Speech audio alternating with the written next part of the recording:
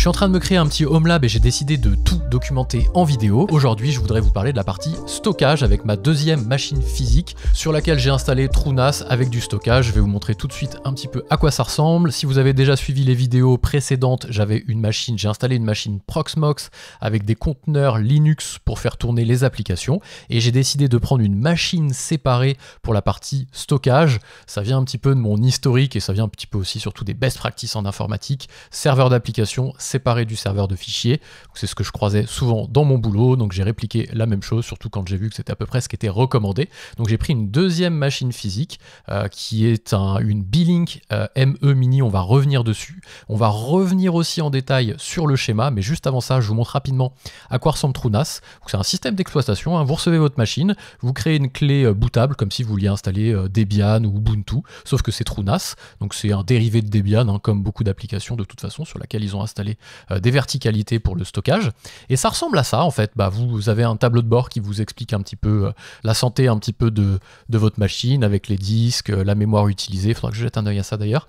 Ensuite vous avez la partie stockage. Moi je le disais, j'ai installé deux disques de 2 Tera chacun en miroir, ce qui me donne une capacité d'utilisation totale de 2 Tera. Hein. J'ai 4 Tera en tout, mais ils sont en miroir. Donc je n'ai que 2 Tera utiles, on va dire. Voilà, donc vous créez ça. Ensuite, vous pouvez créer des datasets. Moi, j'ai créé un gros dataset ici avec les 2 Tera. À l'intérieur, j'ai créé des pools en dataset, j'ai plus le wording exact. Et ensuite, j'ai créé des sous-dossiers à l'intérieur, branchés à des partages NFS pour pouvoir... Et c'est là où le schéma va prendre le relais. Donc j'en ai un backup pour pouvoir faire les backups de l'autre machine, des conteneurs LXC, comme ça tout n'est pas sur la même machine. Je sauvegarde sur lui-même, mais on fera un détail quand j'en arriverai à la partie backup. C'est un gros sujet. Après les backups sortent aussi sur Swiss Backup Infomaniac pour la partie cloud, et j'en ai aussi en local. Bon, on en parlera plus en détail quand j'aborderai la partie backup. Donc en tout cas, j'ai ici un dataset, backup, un dataset média, un dataset password séparé, qui n'est pas crypté. Vous allez me dire, ouais, c'est pas crypté, j'ai mis Vault-Warden, et Vault-Warden se charge du cryptage, donc c'est pas le disque qui est crypté, ce sont les fichiers à l'intérieur. Voilà. Excusez-moi pour les termes, hein, je suis pas forcément le plus expert du domaine, donc parfois, si j'utilise des termes qui ne sont pas tout à fait corrects, l'idée aussi de cette chaîne, hein, et j'en parlais lors d'un event sur Linux cette semaine, auquel je participe, et certainement auquel je vais participer longtemps, parce que ça me plaît énormément. Il s'agit du plug à Marseille, si vous passez par là et que vous êtes dans la région. Bref, parenthèse refermée. Je disais que je trouve que parfois il manquait un lien avec la communauté Linux, self-hosted, open source et on va dire le commun des mortels. Il manque parfois un lien de quelqu'un de certaines personnes qui dégrossissent un petit peu et qui vulgarisent pour que les gens se disent « Ah oui, ok, ça existe, il y a une autre alternative que ce qu'on connaît, Windows, Mac, etc. » Et même si je suis sur un Mac, mais c'est pas vraiment ça le sujet. Et donc de forcément parfois utiliser des termes un peu grossiers qui ne sont pas toujours les termes très précis. Donc voilà, j'essaye de me dédouaner un petit peu de mon manque parfois de précision sur les termes. En tout cas voilà, donc backup, média, password. À l'intérieur de média, j'ai des livres. Ça n'a pas fonctionné, je vous expliquerai pourquoi. La partie téléchargement, parce que oui, j'ai une stack art. Et vous allez dire, ouais, c'est un pirate, nanana. Non, j'achète les supports, je les achète. J'achète des films, j'achète des livres, j'achète de la musique. Et parfois, quand on achète des choses, ils ne nous donnent pas le fichier, ils ne nous donnent pas le support. Je pense notamment aux films. Quand vous achetez un film sur une plateforme, vous n'avez pas le support. Vous n'avez pas le MPK, vous n'avez pas le fichier MKV. Voilà. Donc ça me dépasse un petit peu. Et quand j'achète quelque chose, j'aime bien avoir son pendant physique, parce que si la plateforme un jour s'arrête sur laquelle j'ai acheté, j'ai plus le film. Et c'est là pour les livres, c'est là pour les films, etc. Donc ce que je fais, c'est que j'ai créé une stack art aussi pour m'amuser, dans laquelle je viens récupérer tout ce que j'achète à côté. Les livres, etc. Les livres, parfois, j'enlève les DRM. J'en parlerai, puisqu'il va y avoir une vidéo sur chaque partie. Là, pour le moment, on parle des machines physiques, Proxmox, on a parlé de Proxmox, et là, on parle de TrueNAS. Après, on va rentrer... Alors, j'ai quand même fait un LXC, un conteneur Linux pour Pi-hole, parce que je fais dans l'ordre un petit peu des choses que j'ai fait. J'ai eu mon Proxmox, j'ai eu mon NAS après, donc j'ai fait tout de suite Pi-hole, j'ai fait d'autres choses, mais là je vous explique un petit peu ça dans l'ordre. Et donc en fait, ça c'est juste du stockage. C'est juste du stockage, et après il y a des partages, donc vous créez vos stockages, donc après j'ai créé ici un tank backup, un tank média, un tank password. J'ai pas créé plusieurs, et ça c'est une particularité de la stack art, j'en parlerai pour télécharger, etc. C'est que si vous n'avez pas, ici vous savez que pour la stack art, vous avez à l'intérieur de médias, je vais avoir par exemple à l'intérieur ici, médias, je vais avoir movie, je vais avoir musique, série et download. En gros, ce qui se passe, vous avez votre torrent qui télécharge dans download et après il bascule quand c'est terminé dans les sous-dossiers. Books, musique, etc. Et le truc, c'est que je vais rentrer 3 secondes dans le technique, mais on en reparlera dans la stack art plus rapidement. Si vous n'avez pas tout, si les dossiers ne se voient pas entre eux, vous ne pouvez pas faire du hard link au niveau des fichiers. Donc en gros, vous ne pouvez pas, une fois que le fichier est téléchargé dans torrent, il se met dans download et il est basculé par les différentes applis art dans les dossiers. Et si les dossiers ne se voient pas entre eux ou pensent qu'ils ne sont pas sur le même partage ou sur le même chemin, on va dire, eh ben, il vous fait une copie. Donc en fait, vous téléchargez dans Download et il vous refait une copie dans Movie. Donc vous prenez 2 fois la place. Sauf si vous vous déplacez.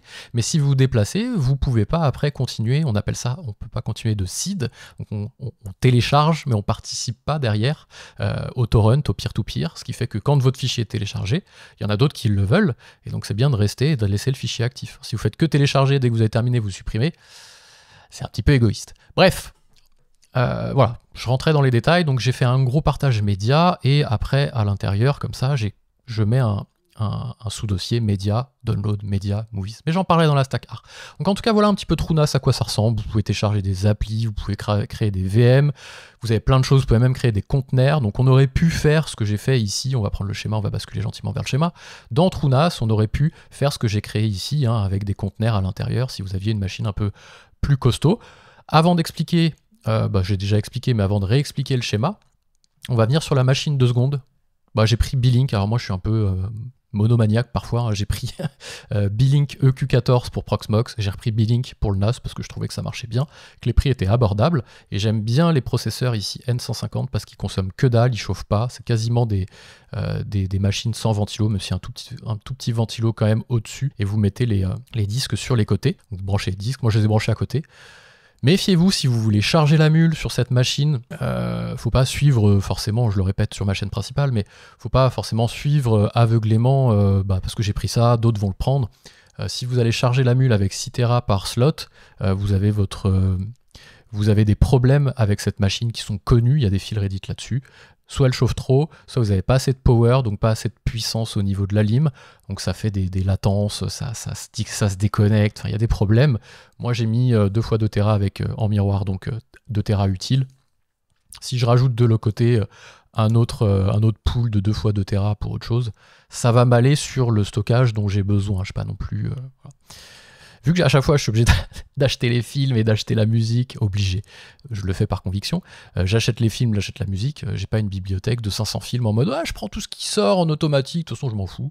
Donc voilà, j'ai une bibliothèque somme toute assez restreinte par le budget que j'ai à ma disposition.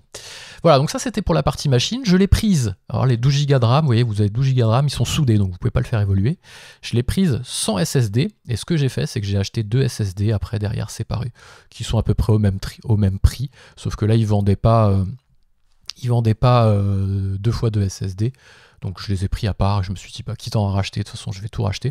J'ai pris SSD Crucial 2 Tera, exactement les mêmes.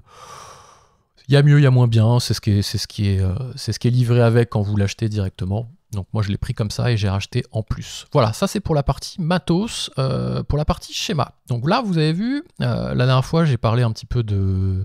Dans le 2e épisode, j'ai parlé de la machine Proxmox qui fait tourner des conteneurs LXC, donc Linux conteneur, LXC pour Linux conteneur. Désolé dans les précédentes vidéos si je disais LXC Linux, ça n'a pas de sens, ou LXC conteneur, des conteneurs LXC. C'est vraiment typiquement LXC veut dire Linux conteneur. Donc désolé, je me suis moi-même chauffé les oreilles. Donc maintenant je corrige. Donc voilà, il fait tourner des conteneurs Linux ici et vous installez sur chaque conteneur plutôt que d'installer des VM avec Docker dessus ou voilà, un gros conteneur avec Docker, ça sert pas à grand chose. J'ai très peu utilisé Docker, sauf sur la stack ici. Il y a une stack AR ici d'ailleurs que j'aurais pu mettre.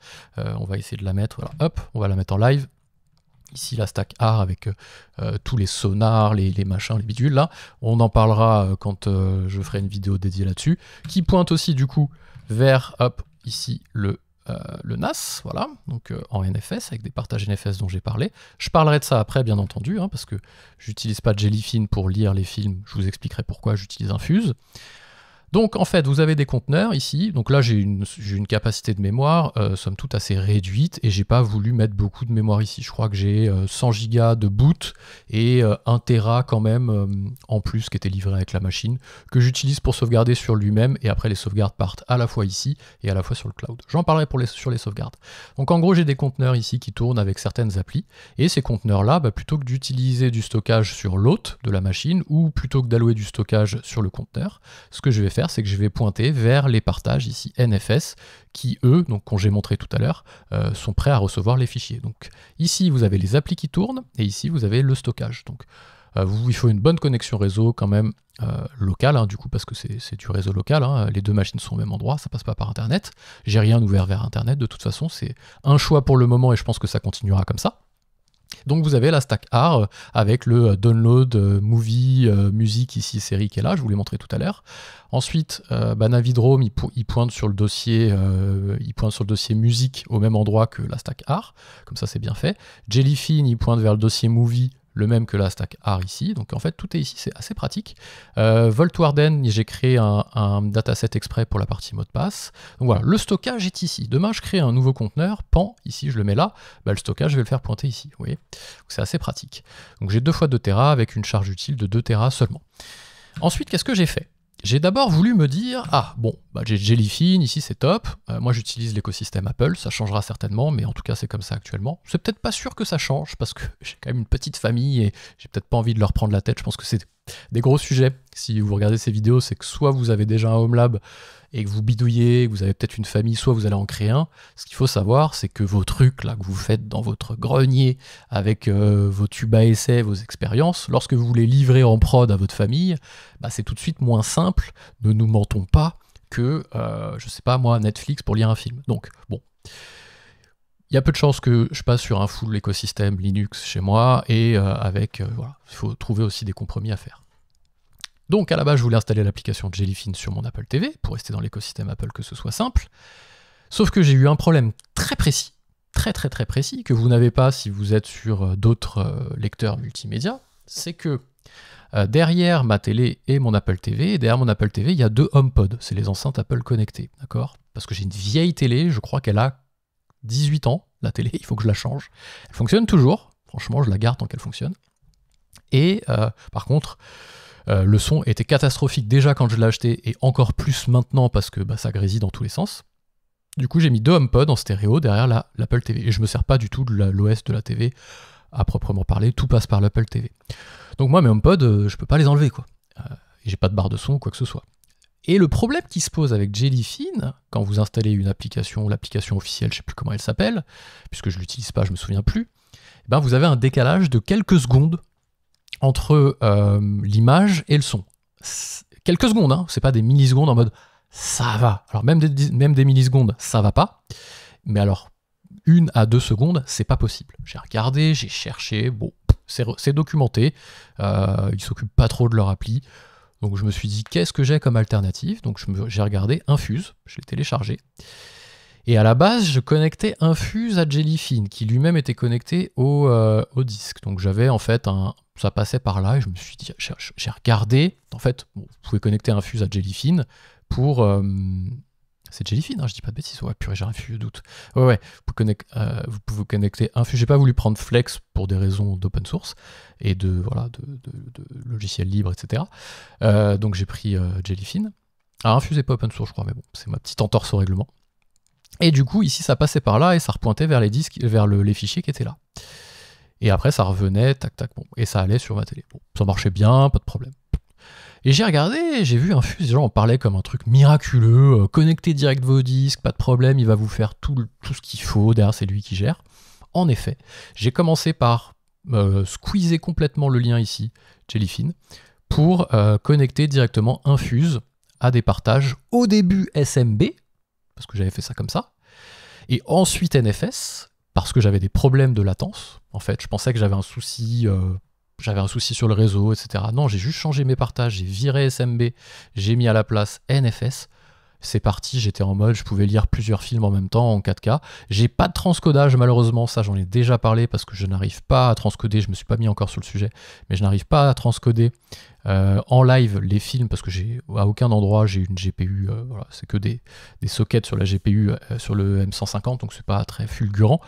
Et voilà, j'ai pas réussi à le faire en tout cas pour le moment, et du coup bah je lis mes fichiers bruts quoi. Faut pas qu'ils soient trop gros, etc. Donc à la base je téléchargeais des fichiers ici en X264, en X265, parfois pour qu'ils soient plus petits, et j'arrivais pas à les lire, je me dis putain quand même l'Apple TV quoi. Parce que c'est elle du coup qui décode. Ils sont pas transcodés, donc c'est la télé qui fait tout le taf. Et en fait c'était pas ça, c'était juste le partage SMB ici, qui n'allait pas. Je suis passé en NFS, ici j'ai viré sur mon appli, je vous raconte ma vie, mais c'est un peu le but aussi, je documente mon aventure. Sur Infuse, j'ai viré le transcodage, j'ai viré le cache aussi, plutôt que j'utilise plus le cache, et ça marche, mais genre parfaitement quoi. Il n'y a plus du tout de lag sur les mêmes films qui laguaient avant, nickel. Donc voilà ma petite stack TrueNAS avec du stockage, avec mes conteneurs ici qui tournent et qui pointent vers ce stockage là. Il y a des sauvegardes aussi qui sont faites ici, mes machines LXC sont sauvegardées sur elles-mêmes et ensuite envoyées là, et je crois que c'est lui qu'envoie après derrière sur le cloud, je sais plus, ou c'est ici sur le cloud, je ne sais plus, qui sont envoyés directement. Non, je pense que c'est envoyé directement ici du 1 Tera dont je vous parlais, mais je ferai un focus précis sur la partie backup. Si cette vidéo vous a plu, n'hésitez pas à vous abonner. En ce moment, sur ma chaîne principale, je documente un peu, je suis en train de faire un pivot sur la chaîne principale sur laquelle je partage des logiciels, mais plus pour les entreprises cette fois-ci. Je parlais de beaucoup de logiciels fermés, Notion, Google Workspace, etc. Et j'ai décidé de prendre l'alternative et de proposer, j'ai un peu plus de monde qui me suit là-bas, 15-16 000 abonnés je crois de mémoire, et je vais plutôt parler désormais de logiciels d'alternatives open source, hébergés, etc. Et donc là récemment j'ai fait une vidéo sur une migration de Google Workspace que j'utilisais encore pour ma société, n'hésitez pas à aller voir si ça vous intéresse, je vous mets le lien directement ici.